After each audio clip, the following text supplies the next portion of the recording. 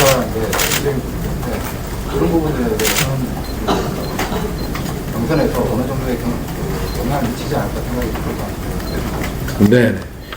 예, 저를 이제 걱정하시는 분들은 그런 말씀들 많이 하십니다.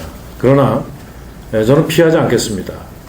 그리고 제가 실장을 맡으러 청와대 가면서부터 저는 지역구 의원을 정리하고 들어갔습니다. 왜? 겸직을 하면서 할 수도 있습니다만 규정상 그렇게 하는 것은 어느 한 일에 최선을 다하는 자세가 아니라고 생각했습니다. 저는 무한 책임을 져야 된다 하는 자세로 이 청와대 실장직을 수행을 했습니다. 한때 우리 정부에서 중심에서 일했던 한 사람으로 여러 가지 불미스러운 일에 대해서는 죄송합니다. 그리고 이 잘못된 부분에 대해서 저는 법적 책임은 아니더라도 정치적으로 바로 지금 말씀하시는 그러한 부담들을 우려하시는 분들이 있는 것으로 알고 있습니다. 저는 이 문제에 대해서 무한 책임을 질 각오도 되어 있습니다. 그러나 현 정부에 대한 평가는 저는 당대해서는 안 된다고 생각합니다. 과거 우리 정부에 대한 평가들도 당대의 평가와 후대의 역사적 평가가 얼마나 다른지를 여실히 보여주고 있습니다.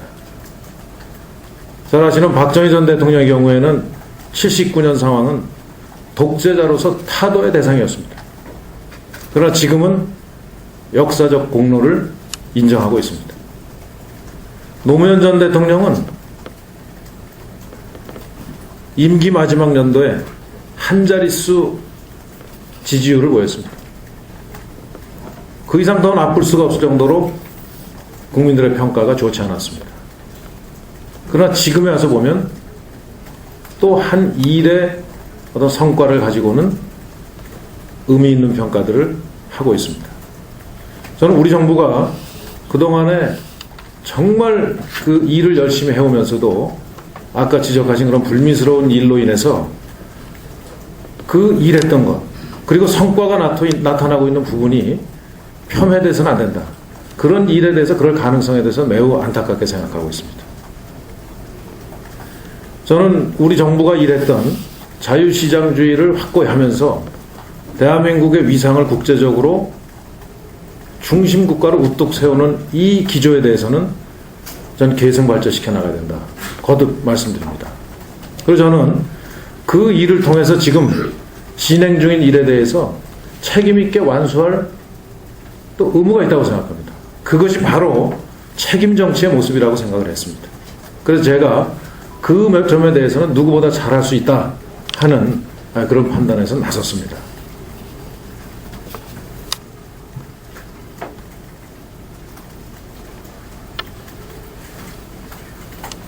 알겠습니다. 예. 그동안 후보로 나오신다고 발표를 하시고 난 이후에 예. 전국을 다니시면서 토크쇼, 학교, 학생들, 여러 사람들을 많이 만났습니다. 민생 탐방을 하고 나신 후에 느낌은 어떠신가요? 그리고 생각은 어떠신가요? 예. 혹시 제가 이 정치인들에 대한 불신이 대단히 큽니다. 그래서 정치적 행보로서 시작한 것이 아니었습니다. 정말 진심으로 제가 실장 때 또 장관 때 정책위 의장 때 도입했던 이런 정책들이 과연 현장에서 어떻게 뿌리 내리고 국민들이 어떻게 이 점을 평가하고 있는가 알고 싶었습니다. 그래서 다니면서 가급적이면 격식 없이 허심탄회한 이런 자세로 대화를 나눌 수 있었습니다. 대개의 경우는 제가 쭉 정책 상황에서 듣고 가장 힘든 거 그리고 가장 좀 해결이 시급한 거를 3가지만 대보라고 제가 보통 만나는 분들마다 물었습니다. 저 나름대로 정리를 하고 확률적으로 가장 많은 것들을 정리해 봤습니다. 그것이 바로 교직주의 국민 3대 걱정이었습니다. 지금 국민들이 정치권에 대한 실망이 대단합니다. 왜 정치권은 자기들만 위해서 일을 하는가? 국민들 삶에 대해서 정치권들이 해주는 게 뭐가 있는가 하는 데 대한 분노가 대단합니다. 그래서 저한테 계속 하는 말씀이 좀 정치인들 제발 자기들 목만 챙기지 말고 백성들 생활 좀 챙겨라 하는 그런 주문을 현장에서 수없이 들을 수 있었습니다. 저는 제가 2000년도에 공무원을 물러나서 이 정치를 시작한 입장에서 끊임없이 저는 정치가 국민들의 생활을 살펴야 된다 하는 생각을 가지고 저 나름대로 의정활동을 해왔습니다. 저는 그것이 정도 정치라고 생각을 했습니다. 그런 정치의 시각에서, 그런 정치의 관점에서 보면 이제 정말 대한민국이 정치가 달라지지 않고는 대한민국의 미래를 결코 열어나갈 수 없겠다 하는 생각이 들었습니다. 그래서 이 출마를 결심하게 되었습니다.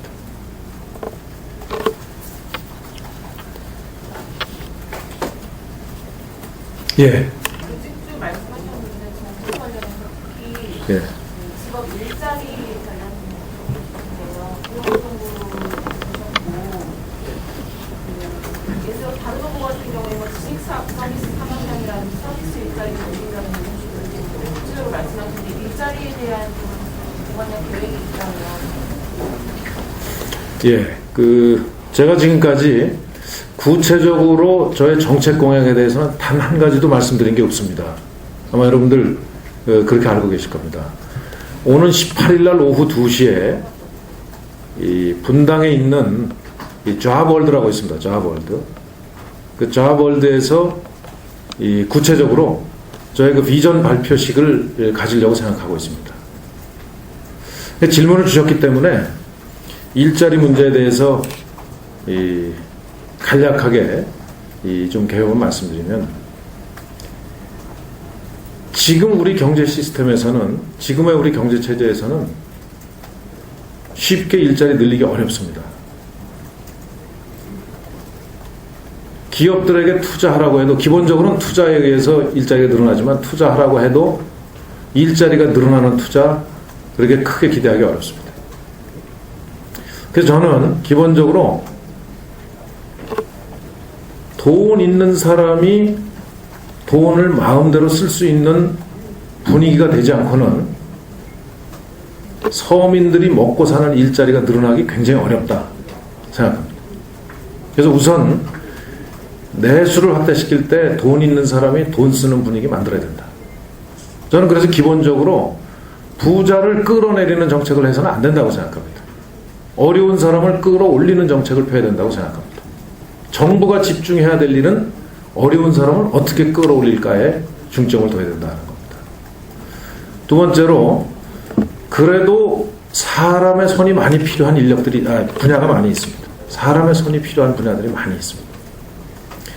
그게 다름 아닌 문화, 예술, 스포츠 분야가 저는 그 분야라고 생각합니다. 문화, 예술, 스포츠에 대해서 지금처럼 이것은 현재와 같은 정책 체제 하에서는 이 분야가 일자리를 만들어내는 데까지 성장 발전하기는 어렵다 이렇게 생각합니다. 그래서 문화, 예술, 스포츠에 대해서 과거에 우리가 반도체 산업, 수출 산업 이런 부분에 대한 지원 체계를 만들듯이 문화, 예술, 스포츠에 대해서 그런 지원 체계를 만들어서 바로 그 분야가 돈 있는 사람들이 돈 쓰고 또 그 돈이 서민 경제에 돌아가도록 하는 저는 선순환 구조를 만들 수 있다고 믿습니다. 정책적인 보완을 그 부분을 해야 됩니다. 그리고 궁극적으로 지금 우리가 이 해외 의존도가 굉장히 높은 경제 구조입니다. 여러분 잘 아시다시피 이 대한민국처럼 해외 의존도가 높은 나라가 없습니다. 우리의 이런 경제적인 특성으로 볼 때 지금 현재 유럽발 경제 위기에서 시작된, 재정 위기에서 시작된 장기적인 이 세계 경제의 어떤 불황에 대해서 우리가 지금부터 대비하지 않으면 안 됩니다. 저는 이 앞으로 오래 걸릴 이 경제적인 불황 문제에 대해서 어떻게 극복할 것이냐 하는 데 대한 보관을 남북관계에서 찾습니다. 지금까지 남북관계는 북한 문제는 대한민국의 리스크 요인이었습니다. 그러나 우리가 흔히 위기는 기회라고 생각하듯이 이 남북관계를 기회의 요인으로 바꿔야 합니다. 저 바꿀 자신이 있습니다. 그래서 구체적으로는 이 남북관계를 통해서 우리가 남북이 경제적인 공동 번영을 이룰 수 있는 이제 남북 경제 공동체의 구체적인 이런 이 제안을 제가 제시토록 하겠습니다. 보다 더 상세한 내용은 18일에 종합해서 발표드리고 그 전에 제가 부분적으로 어디 가서 강연을 하거나 이렇게 해서 정책이 이미 공개된 내용에 대해서는 구체적인 설명을 여러분들께 드릴 기회를 갖도록 하겠습니다.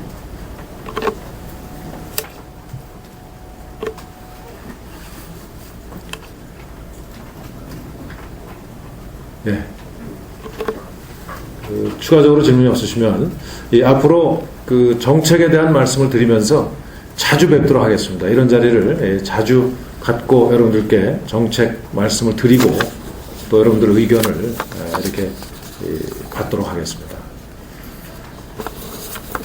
여러분, 앞으로 저는 약 한 40일간이